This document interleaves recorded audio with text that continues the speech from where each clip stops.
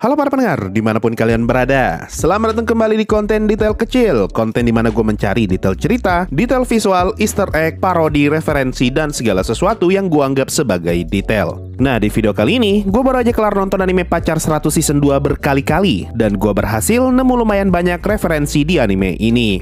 Sebelumnya, gue udah pernah ngebuat konten detail kecil Pacar 100 Season 1. Siapa tahu di antara kalian ada yang tertarik buat nonton konten itu juga. So, daripada kelamaan, langsung aja, mari kita mulai.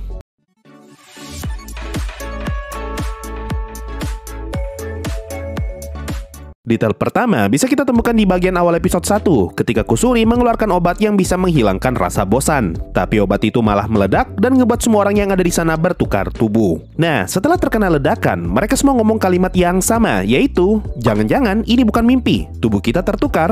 Lalu muncul wajah semua karakter yang bertukar tubuh, dan setelah itu terdengar sebuah lagu yang terputar. Apa yang kita lihat di sini merupakan parodi dari scene awal di movie Kimi no Na wa, di mana Taki dan Mitsuha menyebutkan kalimat yang serupa ketika mereka berdua sadar kalau tubuh mereka saling tertukar. Lalu lagu yang terputar di scene ini merupakan parodi dari lagu yang juga terputar tepat setelah scene Taki dan Mitsuha tadi, yaitu lagu dari Red Wimps yang berjudul Zen Zen Zense. Kayaknya gitu cara bacanya.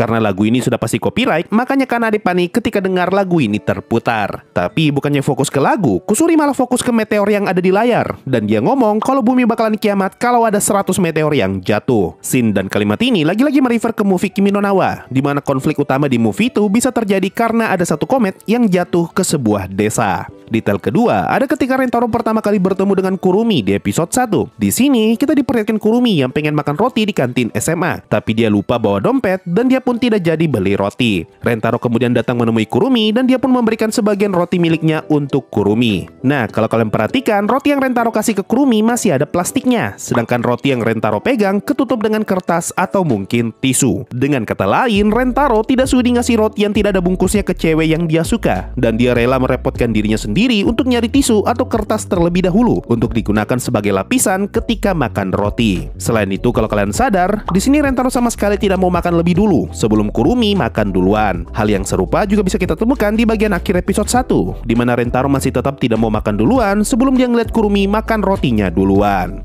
Detail ketiga masih ngomongin soal roti. Di sini Kurumi ngomong alasan kenapa dia kepengen makan roti telur mata sapi karena dia pengen makan roti yang ada di film Laputa. Lalu muncul scene ini. Nah, scene yang kita lihat ini merefer ke buatan Ghibli yang berjudul Laputa Castle in the Sky. Di film ini sempat ada scene yang memperlihatkan Shita dan Pazu sedang berada di dalam terowongan. Dan di sini mereka sempat istirahat sambil makan roti telur mata sapi. Lalu karakter yang kena sensor di gambar ini adalah karakter bernama Paman Pom. Dia adalah orang yang Pazu dan Shita temui ketika berada di dalam terowongan. Detail keempat masih tentang roti. Di sini Kurumi sempat ngomong kalau dia gampang banget lapar. Bahkan ketika bermain permainan kata, yang dia bayangkan pasti adalah makanan. Dan ketika melihat Yamazaki, Kurumi jadi kepengen makan roti. Nah, alasan kenapa Kurumi pengen makan roti gara-gara ngelihat orang dengan nama Yamazaki karena salah satu brand roti di Jepang bernama Yamazaki. Detail kelima masih tentang Kurumi. Di bagian akhir episode 1, Karane bertanya ke Rentaro, kali ini gadis tipe macam apa yang kau bawa? Dan Rentaro ngomong kalau dia membawa tipe gadis yang selalu lapar. Mendengar jawaban itu, Karane pun ngomong, jangan disamakan dengan gaya berpakaian Harajuku. Nah, kalau kalian nggak paham jokes ini merefer ke penamaan gaya berpakaian Harajuku yang seringkali diakhiri dengan kata K. Sesuai dengan perkataan Rentaro tadi, di mana dia memperkenalkan Kurumi dengan kalimat Harapeko Keida. Detail keenam masuk episode 2. Episode ini bercerita tentang Rentaro family yang lagi ikut lomba makan. Dan di sini mereka ketemu dengan orang yang badannya besar banget. Melihat orang itu, Rentaro pun ngomong kalau tubuh orang itu sangat besar, sudah seperti karakter dari One Piece. Kalimat ini tentu saja merefer ke anime One Piece yang mempunyai banyak sekali daftar karakter dengan tubuh raksasa. Salah satu contohnya adalah Big Mom dan juga Kaido. Masih ngomongin orang tadi, di sini ada jokes yang lumayan meta. Karena ngomong kalau desain orang tadi tampak berbeda dengan versi komiknya, tapi pengisi suaranya harusnya sama. Mendengar perkataan itu, Rentaro ngomong kalau manga tidak punya pengisi suara. Lalu kita diperlihatkan orang itu yang ngomong dengan suara robot. Nah, menurut gua, subtitle yang dipakai di sini sebenarnya kurang tepat kalau kita melihat konteks jokes yang coba animenya sampaikan. Seperti yang Karane katakan tadi, bentukan orang yang mereka lihat saat ini tampak sangat jauh berbeda dengan versi manganya. Dan bisa kalian lihat sendiri seberapa seberapa jauh versi manga dengan versi animenya. Mengetahui hal tersebut, Karane pengen ngomong, meskipun bentuk luarnya beda dengan di komik, tapi orang yang ada di dalam harusnya masih sama kan? Kalimat ini menandakan kalau Karane tahu isi komik Pacar 100, dan dia tahu kalau sosok yang mereka lihat saat ini hanyalah kostum, dan ada orang di balik kostum itu. Tapi karena Rentaro tidak connect dengan jokes meta ini, Rentaro pun mengira kalau orang yang Karane maksud adalah pengisi suara karakter itu. Makanya dia ngomong kalau manga tidak punya pengisi suara. Nah, menanggapi perkataan Karane dan Rentaro, animenya pun memperlihatkan karakter tadi ngomong dengan suara robot. Seakan-akan animenya sadar dengan jokes metanya Karane, dan animenya pun mencoba membalas perkataan itu. Dimana suara robot ini mencoba ngasih kesan kalau karakter yang mereka lihat saat ini adalah robot, bukan kostum yang berisi orang seperti yang Karane perkirakan. Suara robot ini juga dipakai untuk menegaskan kalimatnya Rentaro tadi soal manga yang tidak punya pengisi suara. Karena karakter manga tidak punya pengisi suara, maka masuk akal kalau yang isi suara karakter itu bukan manusia, melainkan robot. Gua rasa cuma jokes ini doang yang bakal gua jelasin panjang lebar kayak gini. Soalnya kalau semua jokesnya gua breakdown kayak gini, bisa-bisa konten ini jadi panjang minta ampun. Jadi mari kita lanjut ke detail berikutnya. Detail ke-7 masih di episode 2. Di episode ini kita sempat diperlihatkan scene Rentaro family yang lagi makan bareng. Dan kalau kalian perhatikan kotak makan yang berisi onigiri, di sini bisa kita lihat kalau satu kotak makan terdiri dari 3 baris onigiri, dan setiap baris berisi 4 onigiri. Nah, kalau kita hitung jumlah onigiri yang hilang dari kotak makan, total ada 3 onigiri yang hilang, yang mana jumlah ini sesuai dengan onigiri yang lagi dimakan sama Rentaro, Shizuka, dan juga Kusuri. Detail ke-8 masih di episode 2 juga. Di episode ini, Nano ikut lomba makan sushi, dan dia kesulitan untuk menghabiskan sushi terakhirnya. Nano pun kepikiran untuk makan sushi dari tempat yang tinggi, dan semua orang yang ada di sana menganggap Nano sudah seperti Rapunzel yang ada di atas menara. Kalau kalian gak tahu, scene ini merefer ke karakter Disney yang bernama Rapunzel, seorang karakter perempuan berambut panjang yang tinggal di atas menara. Detail ke-9 pindah ke episode 3. Di episode ini kita diperkenalkan dengan karakter baru bernama Mei Medo yang disebut-sebut mempunyai mata berwarna pelangi. Karena semua orang penasaran dengan warna matanya Mei, mereka pun berusaha mencari cara untuk ngebuat Mei dapat ngebuka matanya. Dan salah satu cara yang mereka gunakan adalah dengan ngebuat Mei tertawa. Ini karena Rentaro ngomong kalau ada orang yang bisa tertawa dengan mata terbuka. Lalu kita diperlihatkan scene Mei yang lagi ketawa jahat dengan mata yang terbuka lebar. Nah, kalau kalian gak tahu, scene Mei yang lagi ketawa di sini merupakan parodi dari cara ketawanya Kira di anime Death Note. Detail ke-10 masih tentang ngebuat Mei ketawa. Di sini Rentaro bercerita mengenai kejadian lucu di mana dia sempat menyebut nama film yang berjudul Tororo Rotororo, yang mana nama tadi merupakan plesetan dari film buatan Ghibli yang berjudul Tonari no Totoro. Detail ke-11 pindah ke episode 4. Episode ini bercerita mengenai Rentaro family yang lagi main tembak-tembakan air. Dan di episode ini kita sempat diperlihatkan scene Karane yang menghindari tembakannya Mei dengan gaya seperti ini. Nah, buat kalian yang nggak tahu, scene Mei dan Karane di sini merupakan parodi dari scene ikonik di film The Matrix, yaitu scene ini. Detail ke-12 masuk ke episode 5. Di episode ini kita diperkenalkan dengan karakter baru bernama Iku. Dan di awal episode ini, Iku terlihat sedang mencoba merekrut anggota baru untuk bergabung dengan klub baseballnya. Nah, salah satu orang yang coba Iku rekrut adalah 2 karakter ini, di mana kedua karakter itu menolak untuk bergabung karena mereka sudah mempunyai klub yang disebut Kitakubo. Ini adalah sebutan untuk orang-orang yang pengen langsung pulang setelah selesai sekolah. Gua pribadi sangat yakin kalau kedua karakter yang muncul di scene ini merupakan parodi dari karakter di anime Kitakubo Katsudoki Roku. Hal ini bisa dilihat dari gaya rambut mereka yang sangat mirip dengan 2 karakter utama dari anime itu, yaitu Domyoji Sakura dan Tono Karin. Detail ke-13 masih di episode 5. Setelah Iku bergabung dengan Rentaro family, mereka pun berniat untuk membantu Iku dengan cara ikut bermain baseball. Dan ketika mereka lagi latihan, kita sempat diperlihatkan Kusuri yang megang tongkat baseball dengan cara kayak gini, yang mana ini sudah pasti merefer ke cara berpedangnya Zoro dari anime One Piece. Detail ke-14 di bagian akhir episode 5, kita diperlihatkan scene Rentaro yang berkali-kali izin dari kelas untuk bisa mengecek kondisinya Iku. Nah, kalau kalian sadar, di gambar ini tepatnya 2 bangku di belakangnya Rentaro, karakternya Meme sudah sempat muncul sebelum nantinya dia diperkenalkan di episode 10. Detail ke-15 masuk episode 6. Episode ini bercerita mengenai pertandingan baseball antara tim Rentaro family melawan tim dari sekolah lain. Nah, di tengah pertandingan, tim lawan menggunakan strategi yang menyerang mentalnya Shizuka, dan hal ini ngebuat semua anggota Rentaro family jadi marah. Dan seperti yang bisa kita lihat, rambut mereka semua berubah jadi kuning, dan narator menyebut mereka sebagai kaum super Aya, yang mana scene ini tentu saja merefer ke anime Dragon Ball, dan perubahan mereka saat ini merefer ke perubahan Super Saiyan. Di sini juga Karame sempat memparodikan serangan ikoniknya Goku, yaitu Kamehameha ketika dia memukul bola. Di sini juga kita sempat diperlihatkan Nano dengan mata merah yang lagi lari sambil mengeluarkan efek suara robot, dan orang yang ngelihat Nano menyebut dia sebagai Terminator, yang mana nama Terminator sudah pasti merefer ke film Terminator. Detail ke-17, masih di episode yang sama, kita sempat diperlihatkan Kusuri yang berlari ke arah base sambil mengubah bentuk tubuhnya, dan orang yang ngelihat itu ngomong kalimat,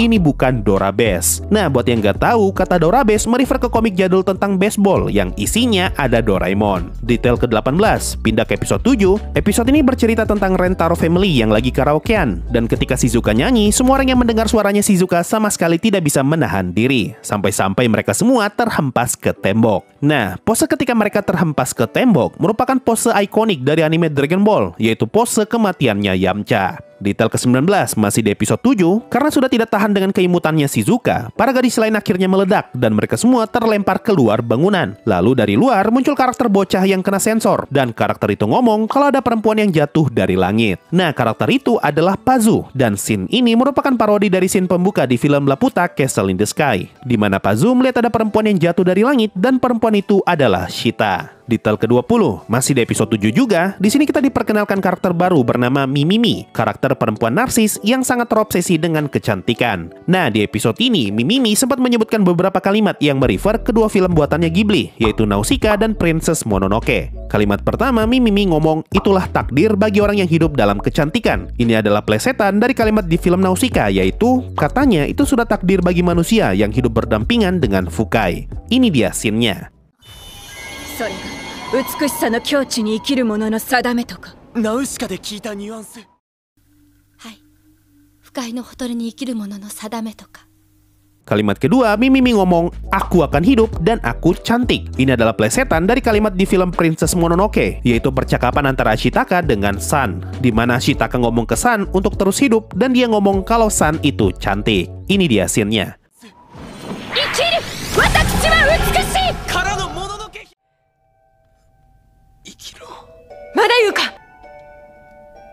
そなたは美しい。 Detail ke-21, di bagian akhir episode 7, Mimimi menantang Nano untuk adu kecantikan, dan Nano menerima tantangan itu. Lalu kita diperlihatkan scene Nano yang lagi berdiri dari kursi roda, kemudian muncul scene Rentaro dan Shizuka yang jadi kayak gini. Nah, kedua scene ini merupakan parodi dari animasi jadul bernama Heidi, di mana Nano lagi jadi karakter bernama Clara yang memang duduk di kursi roda. Rentaro jadi Heidi dan Shizuka jadi Peter, lengkap dengan kambingnya. Parodi Heidi ini muncul kembali di episode 8, tapi kali ini yang muncul hanyalah Nano dan Shizuka saja. Dua-dua pindah ke episode 8. Di episode ini kita sempat diperlihatkan flashbacknya Mimimi ketika dia pertama kali bertemu dengan Nano. Dan di sini Mimimi sempat berhayal kalau dia bisa berteman dengan Nano melalui kontes kecantikan. Nah, kalau kalian notice, di hayalannya Mimimi, yang jadi juara kontes kecantikan adalah Mimimi, sedangkan Nano jadi juara 2. Scene ini memperlihatkan seberapa pede Mimimi dengan kecantikannya, makanya dia yakin kalau dia yang pasti bakal jadi juara. Detail ke-23, masih di episode 8, di episode ini sempat ada parodi Doraemon ketika Kusuri ngeluarin item yang bisa ngebuat ciuman jadi terasa nikmat. Detail ke-24, di bagian akhir episode 8, kita sempat diperlihatkan bagaimana reaksinya Mimimi ketika dia pertama kali ciuman dengan Rentaro. Lalu Shizuka ngomong kalau ini sudah sangat jelas merefer ke anime memasak itu. Nah, buat yang nggak tahu, anime yang Shizuka maksud di sini adalah Shokugeki no Soma, anime masak-masak yang suka nampilin gambar beginian.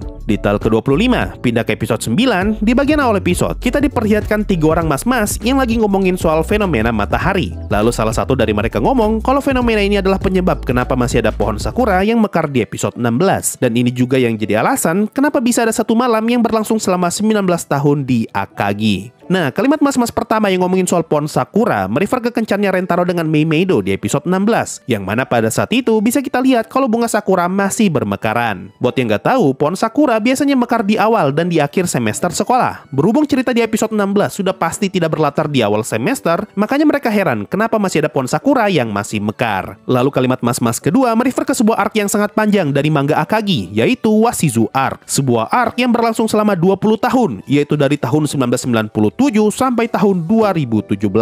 Dan yang gila dari arc ini adalah latar waktunya yang hanya berdurasi 1 malam saja. Makanya mas-mas tadi ngomong kalau ada 1 malam yang bertahan selama 19 tahun di Akagi. Detail ke-26 masih di episode 9. Episode ini bercerita tentang Hahari yang jadi monster rambut, dan ketika Mei berlari ke arah Hahari, Kusuri malah ngatain Mei dengan ngomong Mei no baka. Mendengar kalimat tersebut, Karane langsung connect kalau kalimat itu merefer ke Totoro. Nah, buat yang gak tahu, alasan kenapa kata Mei no baka merefer ke film Tonari Totoro, karena salah satu karakter di film itu mempunyai nama yang sama dengan Mei Meido, yaitu Mei Kusakabe. Detail ke-27, ketika mereka mencoba kabur dari kejaran rambutnya Hahari, kita sempat diperlihatkan scene kayak gini, dan Rentaro ngomong kalau scene ini sudah seperti adegan di To Love Ru, yang mana scene ini merefer ke anime ecchi berjudul To Love Ru. Detail ke-28, masuk episode 10, di awal episode kita diperlihatkan Hahari yang bertanya ke Mimimi mengenai apa itu anti-aging, dan Mimimi menjawab kalau anti-aging adalah kekuatan yang bisa menghentikan waktu, The Ward. Kalimat ini sudah jelas merefer ke salah satu villain paling ikonik dalam sejarah anime, yaitu Dio Brando dari anime JoJo Part 2, dengan kekuatannya yang bisa menghentikan waktu yang disebut The Ward. Detail ke-29, masih di episode 10. Di episode ini kita diperkenalkan dengan karakter baru bernama Kakure Meme, karakter cewek pemalu yang jago banget sembunyi dengan menggunakan teknik misdirection. Ini adalah teknik yang Meme pelajari dari karakter utama Kuroko no Basuke. Nah, nama Kuroko no Basuke dan misdirection sudah jelas merefer ke anime basket yang berjudul Kuroko no Basuke, di mana karakter utamanya yaitu Kuroko menggunakan teknik yang disebut misdirection. Detail ke-30, masih di episode yang sama, kali ini Rentaro mengajak para pacarnya untuk bermain petak umpet. Lalu Hahari mengambil kesempatan untuk nambah aturan baru, dan kita diperlihatkan scene ini. Buat yang gak tahu, scene Hahari yang ngomong kayak gini merupakan parodi dari anime Detektif Conan, yaitu scene ketika Conan menirukan suaranya Detektif Kogoro. Detail ke-31, masih tentang petak umpet. Ketika Rentaro menemukan Hakari dan Karane, Rentaro ngomong kalau mereka berdua muncul seperti opening dari Sazae-san. Nah, buat kalian yang gak tahu, opening Sazae-san yang Rentaro maksud adalah scene ini. Bukan cuma itu, bahkan musik yang terputar di scene ini juga terdengar sangat mirip dengan musik awal dari opening anime Sazae-san. サザエさんのオープニングみたいに出てきた。明るい笑顔に幸せが Detail ketiga-dua, pindah ke episode 11. Di episode ini, Karane minum obat buatannya Kusuri yang ngebuat dia kehilangan sifat tsunderenya. Dan semua orang yang ngelihat Karane seperti tidak percaya dengan apa yang mereka lihat. Lalu Kurumi ngomong kalau Karane bukan Giant. Nah, scene ini merefer ke jokes Doraemon, di mana banyak orang yang heran ketika tahu kalau Giant ternyata baik. Selain itu, di episode ini juga kita sempat diperlihatkan Karane yang masuk mode Super Saiyan. Detail ke-33, masih di episode yang sama. Di episode ini kita sempat diperlihatkan Rentaro yang lagi pakai sarung tangan hitam, yang mana itu adalah sarung tangannya Iron Man. Detail ke-34, masuk episode 12. Ini adalah episode yang penuh dengan parodi Dragon Ball, di mana kita diperlihatkan semua Rentaro family yang lagi cosplay jadi semua karakter dari anime Dragon Ball, dan mereka sedang memparodikan jurusnya Goku yang disebut Spirit Bomb, atau kalau di TV Indo dulunya disebut sebagai bola semangat. Nah, ada satu detail yang pengen gue omongin di sini, yaitu Nano yang cosplay jadi Android 18, yang mana ini sejalan dengan karakternya Nano yang sering banget diidentikan dengan robot. Dan akhirnya detail terakhir, di pertengahan episode 12, kita diperlihatkan Mimimi yang ngomong kalau dia dan Meme harusnya belum boleh muncul di episode ini. Lalu kita diperlihatkan cover manga Pacar 100 volume 5. Alasan Mimimi ngomong kalimat tadi, karena cerita di episode 12 merupakan adaptasi dari chapter 37, sedangkan Mimimi baru muncul di chapter 39, dan Meme baru muncul di chapter 45. Nah, itu tadi sedikit detail dan referensi yang berhasil gue temukan setelah nonton anime Pacar 100 season 2 beberapa kali. Coba tulis di bawah apa detail yang paling kalian suka. Mungkin itu saja untuk video kali ini. Makasih semua yang sudah mendengarkan sampai di titik ini. Sampai jumpa di video berikutnya. Dan bye-bye.